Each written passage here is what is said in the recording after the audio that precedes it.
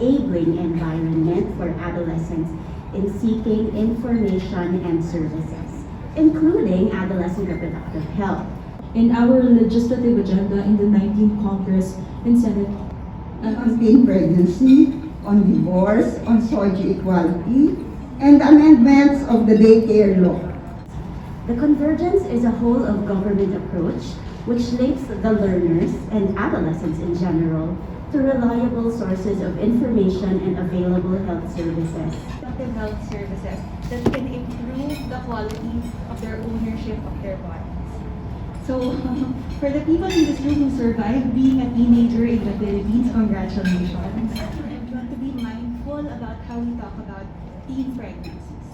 Because being a pregnant teenager means most of the time making the most out of a very difficult and undesirable situation. Bago tayo magpatuloy, don't forget to subscribe and share my channel. at the PLCPD, we will continue to support sexual and reproductive health and rights and the empowerment of women and girls in development discussions. Carry it out in our legislative agenda in the 19th Congress and Senate. We will continue to advocate for the passage of SRHR-related bills, including on divorce, on social equality, and amendments of the daycare law. As well as in Senate. Thank you once again. Our focus will be on the adolescent pregnancy prevention bill and preparing a future with no more children. Having children will be a high priority and commitment of the organization and its champions in Congress and Senate. Former President Rodrigo Duterte on June 25, 2021 signed the EO 141 declaring the prevention of teenage pregnancies a national priority in the country. EO 141 mentions that the state acknowledges that what causes teen pregnancy is endangered patterns of discrimination, deep-seated norms and attitude that normalize and justify violence against women and children, lack of information education, and the vulnerability and exclusion of women and children living in remote and rural areas. From the Philippine Legislators Committee on Population and Development, and on behalf of our organization, I'm very glad to be here supporting this meaningful event. Good afternoon, everyone. Much has been said, but not much has been heard, especially from the adolescents. And it is an honor to be in the presence of advocates of teenagers, and let us continue to bolster the voice of the teenagers and respond to it. And so from the USAID's Reach Health Project, in response to the needs of the adolescents, the USAID's Reach Health Project commits to support strategies and interventions anchored in the RPRH law and the Executive Order 141, working under the context of universal health care. Definitely would contribute to decreasing unplanned pregnancy among the Filipino adolescents. Our project strongly partners with the Department of Health, Department of Education, and the Commission on Population and Development, as well as other CSOs and development partners to provide an enabling environment for adolescents in seeking information and services, including adolescent reproductive health. And that is in different settings through the comprehensive sexuality education and adolescent reproductive health convergence. The convergence is a whole of government approach which links the learners and adolescents in general to reliable sources of information and available health services in adolescent-friendly health facilities, making sure that there is strengthened referral links within schools and communities and health facilities with engagement of peer health navigators. This is complemented by online and offline national campaigns.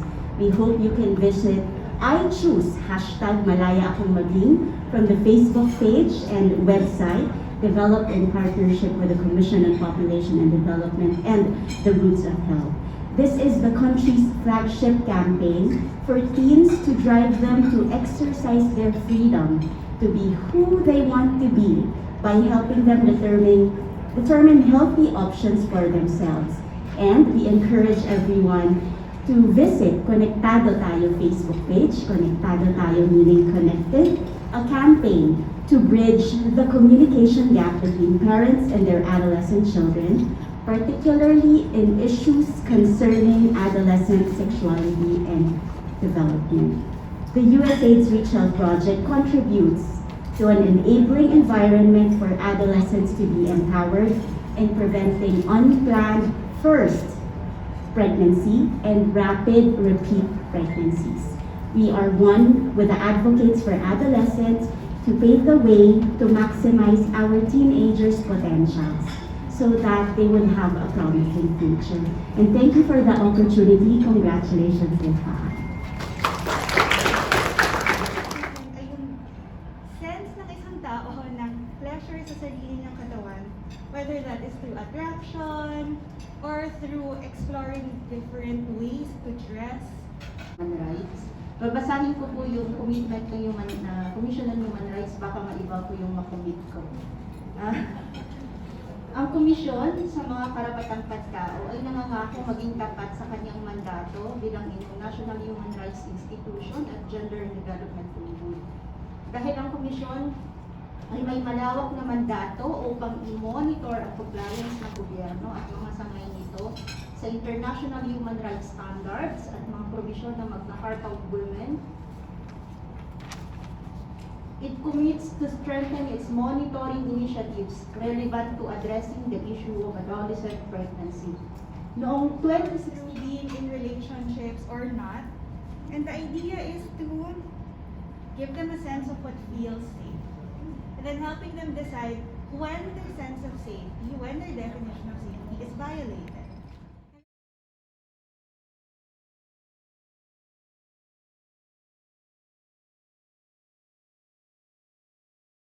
It's just how difficult, how peligroso or dangerous being a teenager is in the Philippines.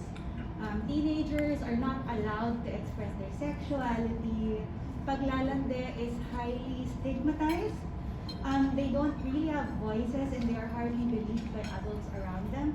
And they have very limited access to reproductive health services that can improve the quality of their ownership of their bodies.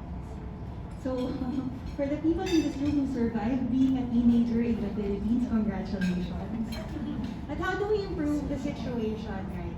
And so the first thing I wanted to say is just a reminder for everyone to be mindful about how we talk about teen pregnancies.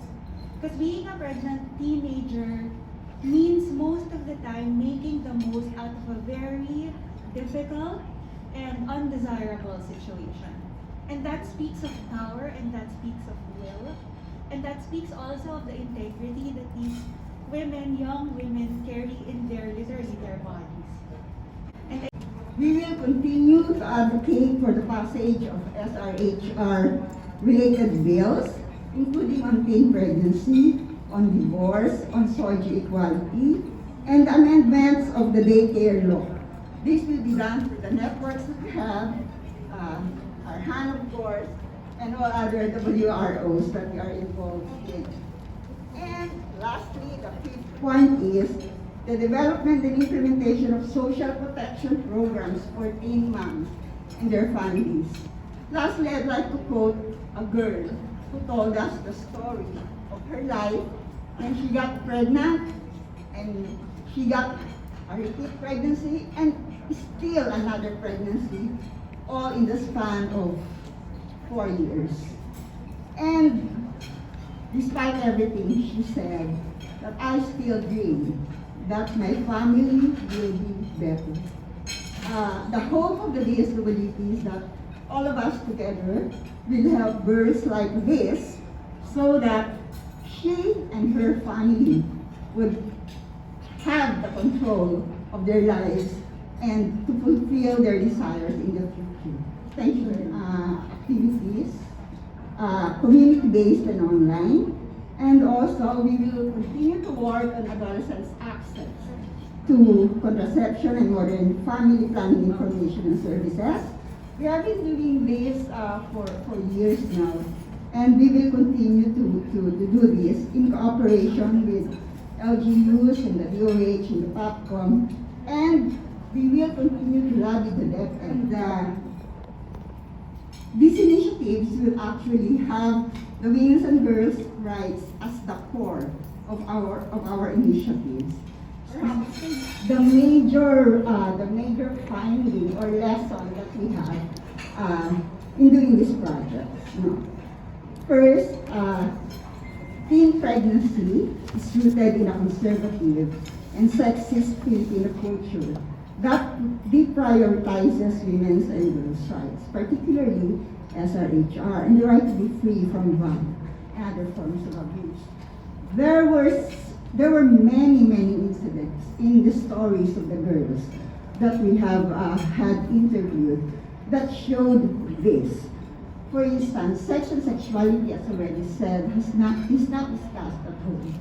And this is translated into wrong information and wrong knowledge that's transferred by the older female, particularly female family members, to the adolescent girls. And this creates problems.